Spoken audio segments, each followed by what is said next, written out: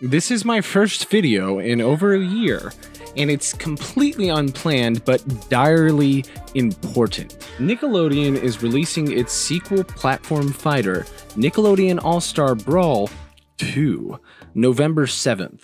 The prequel of which I was a huge fan of, and undebatably the greatest player of all time in.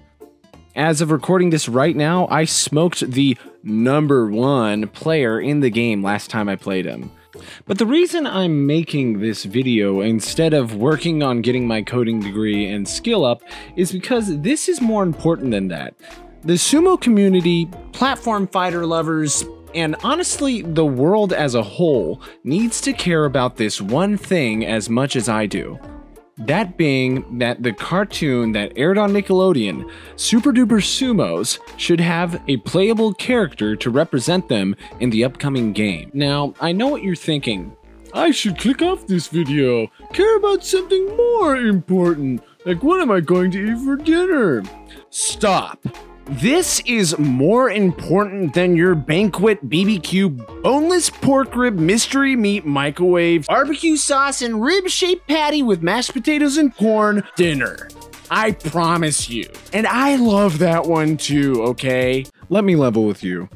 The cartoon itself isn't that great. I mean, it has its funny moments compilation number 5, but it doesn't scream quality, like the whip sound effects of Johnny Test, or the life lessons Grandma Gertie gives you in Hey Arnold. Most of the humor in the show is butt-oriented jokes that are so insanely cringy and bad, they somehow become good and funny again, because you wonder what adult wrote this script. So in that sense, it's actually a flawless show, and I take back my previous statement. Now, the platform fighter genre itself was first created with Super Smash Bros. By a Japanese guy named Masahiro Sakurai. In Plat Fighters, characters fight for control on a floating stage, trying to push their opponents off into the death zone until they lost all their lives. Sakurai, being from Japan, obviously was inspired by its national sport sumo wrestling when coming up with this concept. And since then, dozens more games have been made of the genre, yet not a single one of them pays tribute to their roots by having a literal sumo wrestler character. Trust me, if there was a Plat Fighter with a sumo wrestler character, that would be the only game I played, and I wouldn't even take bathroom breaks. You're shitting yourself! Not yet. If paying homage to the inspiration for the Plat Fighter genre didn't win you over alone, the characters themselves should objectively be in the game for a multitude of different reasons.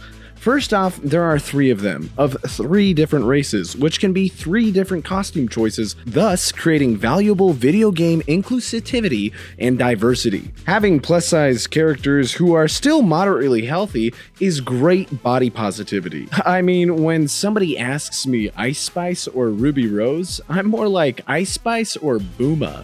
Ruby Rose or Mamu? Dozens of video games have big dudes that all their fans love and adore. Millions of people purchase those games just to play as these colossal characters that they idolize or relate to. Abigail in Street Fighter is a guy who thinks he's a truck and takes up half the screen. I, for one, have always loved the story of Andre the Giant versus Hulk Hogan. It's a classic story of David and Goliath that people are drawn to. And when passionate developers get to add characters like that to a fighting game, I've found people rooting for the underdog, which ironically most of the time is the Goliath in those situations. Nickelodeon All-Star Brawl 2 currently has Reptar as its heaviest character in the game, a character loosely based off of Godzilla. Now, what better to defeat Godzilla than a super duper sumo? The box office numbers for Kong vs. Godzilla would pale in comparison if Kong was actually a giant human sumo wrestler. And to be able to play that in a game, whomever developed that would be a billionaire overnight.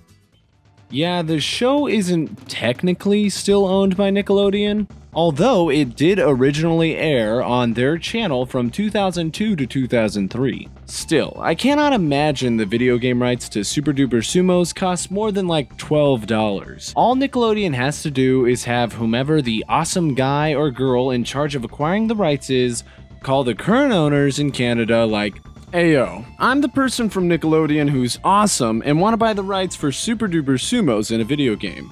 How's $12 sound? $12, eh? How's about 15 and you have a deal? And boom, they can add them to the game. Everyone wants these guys as one character in the game. Here, I even interviewed a beta tester who's a part of the development team saying it. Yeah, this is super duper sumos. Yeah, Nesby too. Yeah, they're great. Yeah, I see my fan. All the characters for the second DLC pack haven't been decided yet. So please, if you're watching this, join me in begging Nickelodeon to add these 3 awesome dudes as one character. Silly characters like Powdered Toast Man, Hugh Neutron, or even Grandma Gertie in the newest game have made it in before. If you or someone you know works for Nickelodeon, do whatever is in your power to get some sumo representation in Nickelodeon All-Star Brawl 2. Platform fighters not having sumo representation after being the inspiration for the genre is like music without a melody. The sky without the sun. Nasby 2 beta tester Blackamar64 without that sweet, beautiful smile across his face. Let's try and get the hashtag SDS for Nasby 2 trending, everyone.